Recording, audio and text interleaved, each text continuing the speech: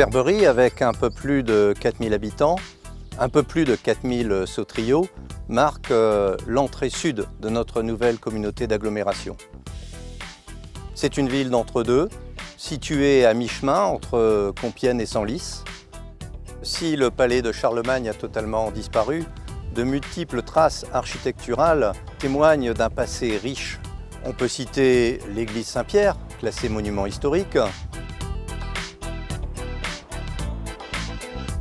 ou le château d'Aramon et son magnifique parc, propriété de la ville. Il accueille, outre les activités de la Maison des Jeunes et de la Culture, de nombreuses festivités familiales, communales, ainsi que des séminaires. De nombreuses infrastructures de services publics contribuent à la qualité de vie des habitants. Le collège accueille tous les enfants de la Basse-Autonne. Le centre de restauration scolaire sert depuis 1 an des repas de grande qualité aux enfants de primaire et de maternelle.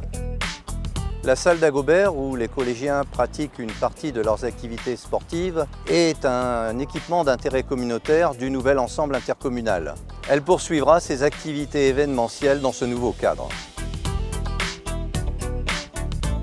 Une maison de retraite de 65 lits et une résidence des personnes âgées d'une 40aine d'appartements hébergent nos seniors. Verberie, c'est aussi une vie associative riche de plus de 30 associations culturelles et sportives, une bibliothèque communale très active qui contribue au bien vivre ensemble.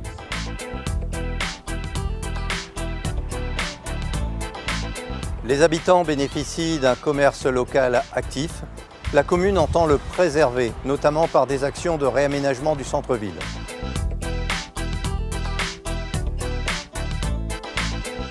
La vie économique ne se limite pas à l'aspect commercial.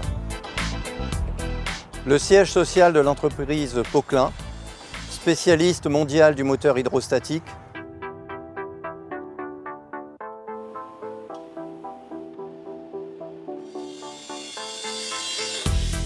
l'entreprise Francem, sous-traitant du domaine automobile, ou encore des PMI-PME innovantes comme Mexel, et des entreprises artisanales sont regroupées dans la zone d'activité au nord de la commune.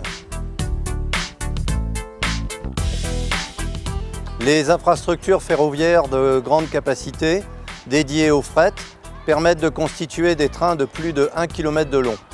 Elles viennent d'être totalement réhabilitées par la SNCF, ouvrant ainsi des perspectives qui vont bien au-delà des limites communales. Tourisme et loisirs, alliant proximité de la nature et pratiques sportives, se développent au travers d'un réseau de pistes cyclables, de la pratique de la pêche sur les étangs et d'initiatives privées. Le parc nautique accueille annuellement, aujourd'hui, plus de 10 000 personnes sur son site.